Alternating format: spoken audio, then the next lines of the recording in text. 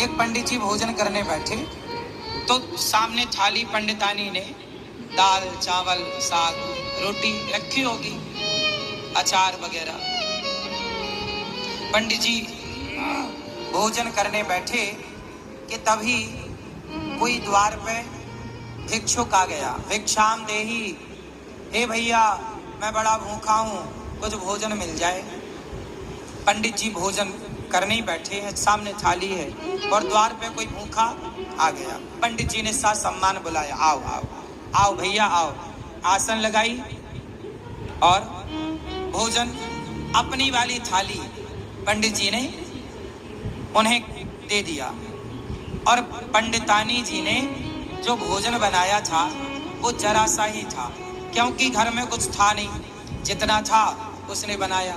थोड़ी सी दाल थी, आज दाल बनी, साग थी, चावल जो था भिक्षा में उसे मिला। ब्राह्मण थे, भिक्षा मांग कर लाते और जो मिलता खाते। तो आज उनका भोजन जरा कम था, पंडितानी के लिए जरा सा अंदर था। अब वो अतिथि आए और बैठे और वो पंडित जी की थाली में बैठ गए और वो बढ़िया खाए। पंडित जी अंदर गए, पंडितानी से कहा कि थोड़ा और दो रोटी। तो उसने बोला कि बस ये आखिरी 2 रोटी बची है। जब पंडितानी ने कहा कि आखिरी 2 रोटी बची हैं, तो वो जो बाहर बैठा खाने वाला अतिथि था उसने सुन लिया कि अब बस इनके पास 2 रोटी बची हैं। तो पंडित जी दोनों रोटी लेकर आए और कहा भैया प्रसाद पाओ, एक और दो रख दूं? उसने कहा नहीं नहीं अब नहीं चाहिए। वो भी समझदार कि अब बेचारे ये क्या खाएंगे, तो मना कर दिया। पंडित जी ने कहा ना, आप हमारे अतिथि हैं, आप पेट भर के खाओ। अच्छा बोले आपकी इच्छा है तो एक रख दो। तो 1 रोटी रख दी गई और 1 रोटी बची।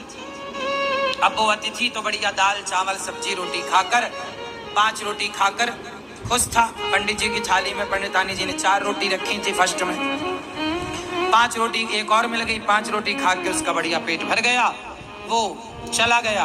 अब दोनों पंडित पंडितानी बचे तो पूरे बर्तन ला के बाहर रखे और थाली लगाई 2। अब 2 थाली लगी हैं, पीछे की बची हुई जरा सी साग। अब आप जानते हैं दाल बची तो क्या बची होगी, जरा कटोरी आधी कटोरी।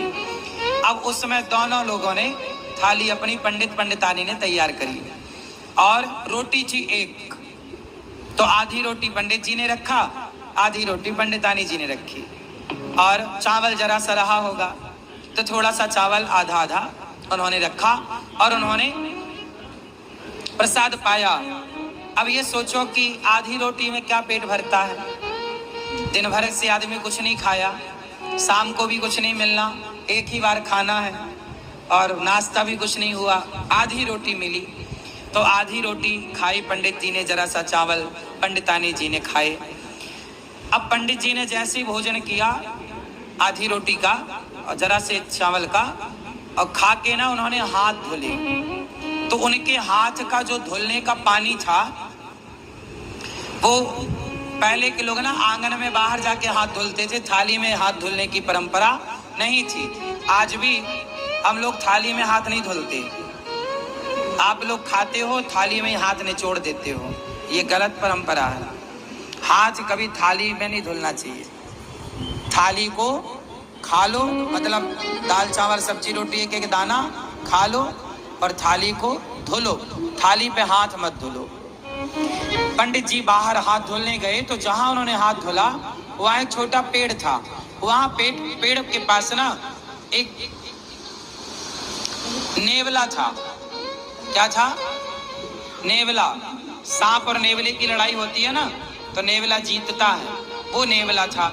तो नेवला के पूंछ की तरफ पंडित जी के हाथ का धुलने का पानी गिरा और वो नेवले की पूंछ गीली हो गई, आधा पीछे का हिस्सा पूंछ का हिस्सा गीला हुआ और जैसे ही पूंछ पे पानी गिरा उसके पूंछ का रंग सोने जैसा हो गया, सुनहरा। नेवले ने पूंछ देखी, पंडित जी से बात करी, पंडित जी आपने पानी डाला तो मेरा देखो ये रंग सुनहरा हो गया, सोने जैसा, मेरी पूंछ सोने जैसी हो गई। आप एक काम करो, मेरे पूरे शरीर में पानी डाल दो, मैं सुंदर हो जाऊंगा। पंडित जी बोले मैंने तो अपना हाथ धुल लिया। नेवले ने कहा महाराज ये बताओ कि आपके पानी डालने से मेरा ये शरीर का रंग कैसे बदल गया, सुनहरा हो गया, सोने के कलर का। अब मुझे पूरा शरीर सोने का करना है, पूरा शरीर सोने की तरह चमके मेरा। आधा हो गया मेरा, आधा बताओ कैसे होगा। कल मैं आऊं, आप मेरे ऊपर फिर हाथ धुल देना। पंडित जी बोले नहीं, अब तुम जाओ धर्मराज युधिष्ठिर के राज्य में। धर्मराज युधिष्ठिर यज्ञ कर रहे हैं, उस यज्ञ में ब्राह्मण लोग भोजन कर रहे हैं। जाओ, जहां ब्राह्मण लोग भोजन करके हाथ धुलेंगे, धर्मराज युधिष्ठिर सबको अन्नदान कर रहे हैं, बहुत बड़ा यज्ञ हो रहा है।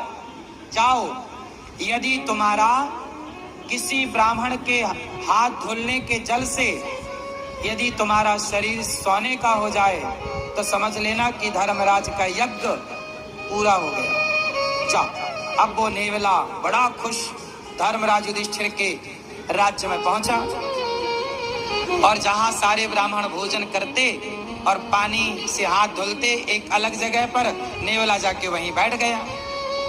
हजारों नहीं लाखों ब्राह्मणों ने हाथ धुले, हजारों नहीं लाखों लोगों ने प्रसाद पाया, लेकिन नेवले का रंग सुनहरा नहीं हुआ।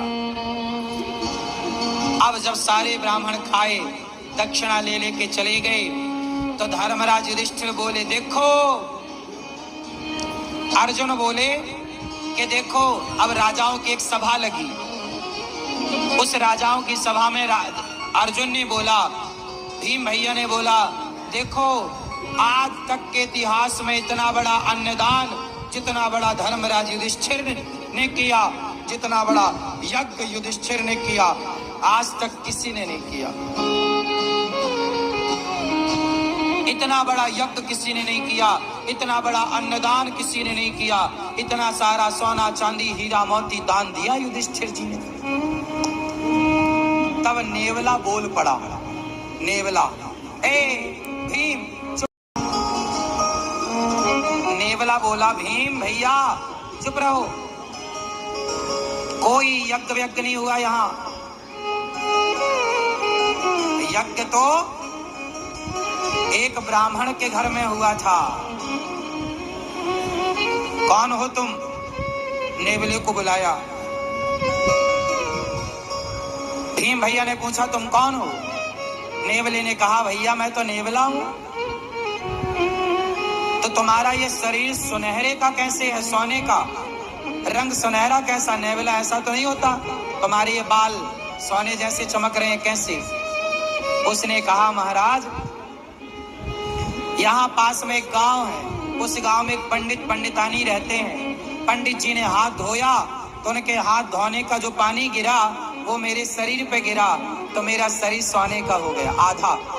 और उन्होंने कहा कि युधिष्ठिर के यज्ञ में जाओ, यदि तुम्हारा पूरा शरीर सोने का हो जाए तो समझ लेना कि उनका यज्ञ पूरा हो गया। पर सुनो, तुम्हारा कोई यज्ञ पूरा नहीं हुआ, मैंने तो कब से बैठा गीला होता रहा, मेरा शरीर सोने का नहीं हुआ। और तुम कह रहे हो कि धर्मराज ने इतना बड़ा यज्ञ किया, इतना दान किया। वो पंडित जी ने जो हाथ धोले तो मेरा शरीर बदल गया, और तुम्हारे यहाँ तो इतने ब्राह्मण खाए, कुछ नहीं हुआ। भगवान श्री कृष्ण भी उस सभा में बैठे थे। भगवान कृष्ण मुस्कुरा रहे हैं मंद मंद। अर्जुन गए, हे श्याम सुंदर, ये आप ही जानो ये नेवला कौन, ये क्या कह रहा है, आप बताओ कि यज्ञ पूरा हुआ कि नहीं? पूरा हुआ ही नहीं। नेवला कह रहा है कि जब तक पूरा शरीर सोने का नहीं होगा यज्ञ पूरा नहीं माना जाएगा। अब श्री कृष्ण से जब कहा गया तब भगवान श्री कृष्ण ने कहा कि सुनो, अभी आपका यज्ञ पूरा नहीं हुआ, इसलिए इसका शरीर सोने का नहीं हुआ। हो जाएगा पूरा तो इसका शरीर निश्चित सोने का होगा। अर्जुन ने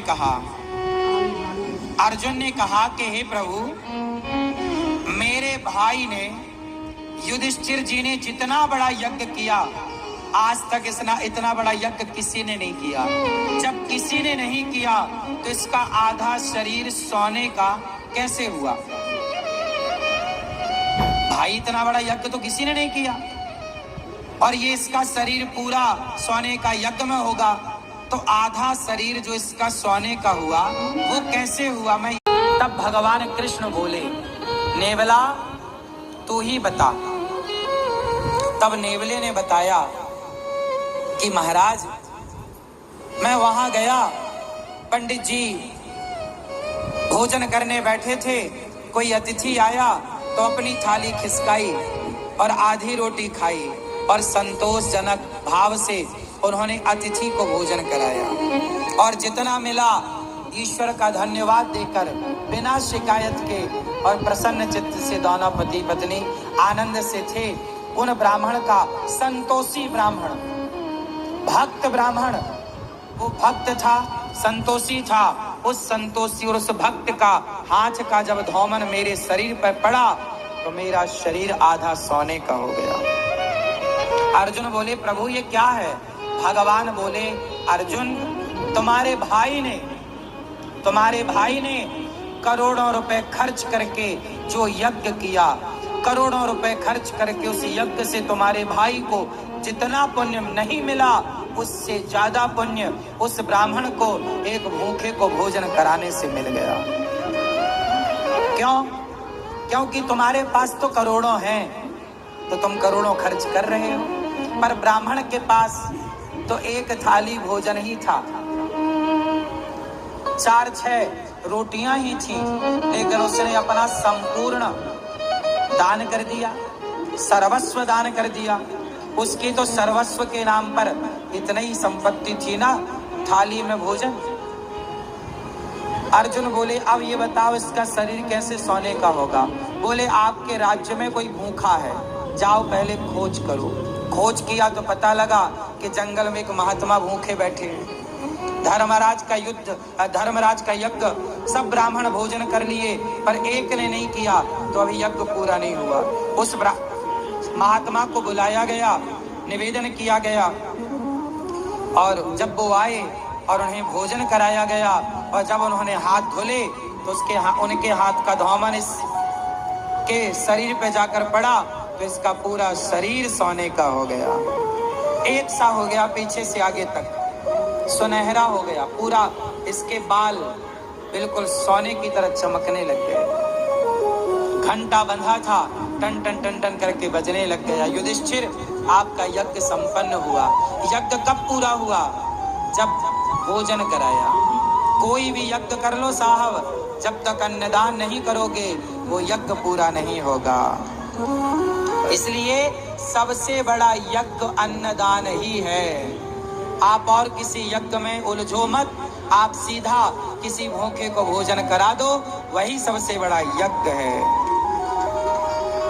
इसलिए